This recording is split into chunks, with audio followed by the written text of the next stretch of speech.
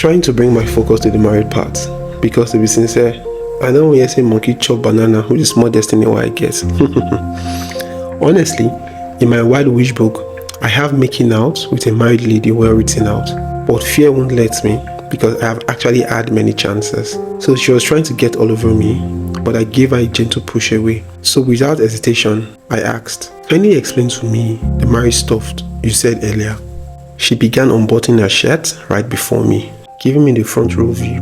Then she walked back to me, guiding my hands to places they always wanted to go. But for some reasons, my hands were defiant and boldly resisted. "Can't we forget about that, Anthony?" she seductively replied. "Why do we have to haunt this moment with stories that could be preyed on much later?" she added, launching a surprise kiss again on my lips that almost made me succumb to my desires. But my two hands won't take rubbish. They both pushed her back again more firmly. "Go wash up and put on some of my clothes to prevent cold," I said with ease.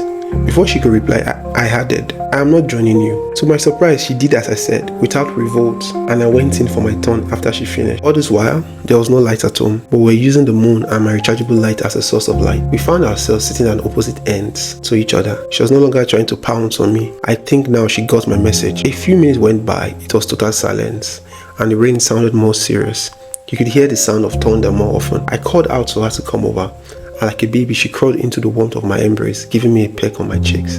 "Tell me about you," I asked softly. She stood up and turned, facing me directly, sitting between my legs, looking at me with a soft smile, no remorse or guilt on her face.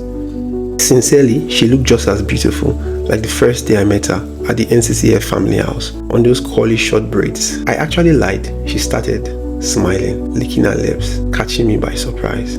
She said, "I am older than you by 4 years, Anthony." That was my first lie. I told you. Still smiling seductively while taking her time, running her hands wild on my chest without purpose. "Okay," I said, trying to man up. "Are you sure you are okay?" she asked me, entirely invading my space, her hands now running more rapidly. I pushed her away again. "Keep talking," I replied. She gave a loud laugh, tilting her head, looking sternly at my lips with contempt. "I don't regret breaking my marriage vows with you. I honestly do regret meeting you after getting married, Anthony," she said softly. "Cause you worth breaking every vows with. So don't ask me any more questions. Let me submit my entire being to you, giving you the authority to be my one and only. Even if this world chooses to judge me harshly, I'll boldly hit my chest saying, I did this with my all. Cause a woman should also be loved and respected," she pleaded passionately. My walls of Jericho crumbling slowly, without even hearing the trumpet, but just the words from the spawn of Eve. The sound of a phone ringing broke the entire atmosphere. Now thinking backwards, it was the same ringtone disturbing us the entire evening, but it was less noticeable. She quickly pounced on the phone, giving me a deep kiss with the sign of keeping quiet, while showing me who was calling before answering her call. "Yes?" She started the call with a big tone of disrespect.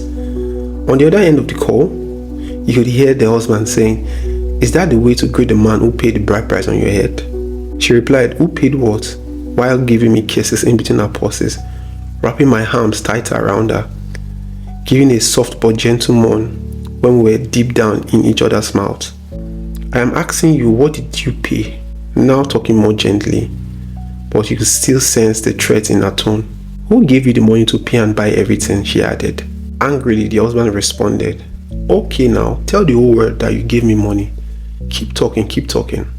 Or are you the first to help a man to pay bride price? I'm talking to you nonsense," he added. "What do you want?" she asked. "Well, I called to tell you that I already moved the mother of my children to our house, and I already moved your things to the other room," he said with much confidence. Here I was, expecting a sharp response from her, which I was getting ready for. She laughed like a woman scorned. Very, very, very scorned.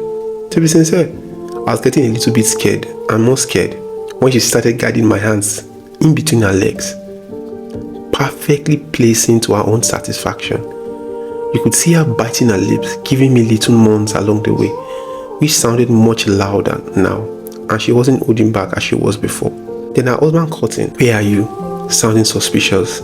She's still laughing. "What do you care, You cheated on me with my best friend, still had the courage to bring her and the kids to our house." No.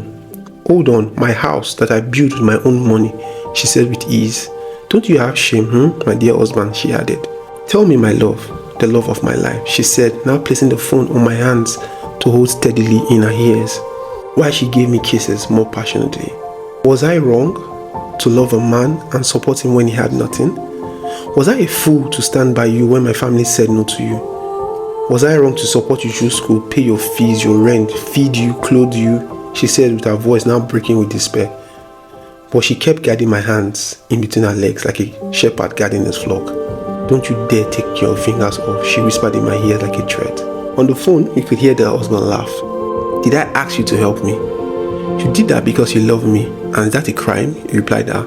If you never wanted me then, why did you not speak up when I was doing all this? Proving my love to you in front of my family, my friends, who never wanted you for me, she asked. That's for you to answer, my love, he said. Now, talking about the house, I forgot it was yours. Don't worry about that. I will take them to my newly built house on the island, he said. You mean the house we both built with our sweat, you mean? She asked him. I did not come here to answer your question, Malichanwa. Giving the Igbo man vibes, he sharply replied her. I just came to inform you. Besides, it's a good idea you brought, so that my two wives live separately and in peace. That's if you still consider being in marriage the love of my life, he said. She chuckled. Oh, how considerate of you, my dear, she replied him, moaning much louder now, while she stuffed my hands deeper into her. I was not getting up on that hand, hardly feeling the harm at all, but fear and shock of the current situation made me quiet. So you still want me as a woman, she asked, biting her lips. I never asked you to leave, he said. So if I come to you tonight with my legs wide open, you will come on me, she seductively asked him.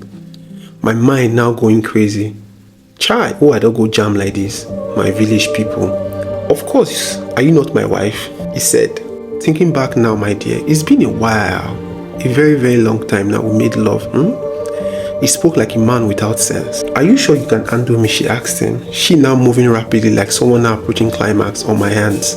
Here I was, feeling great pity for both hands of mine. Am I not the one who deflowered you? You forgetting who I be for this thing, no? He said.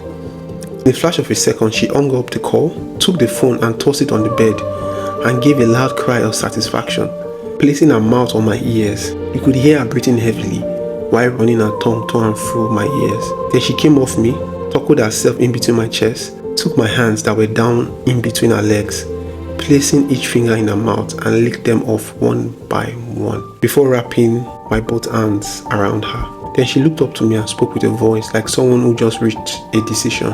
For sure, this man would die by my hands, Anthony.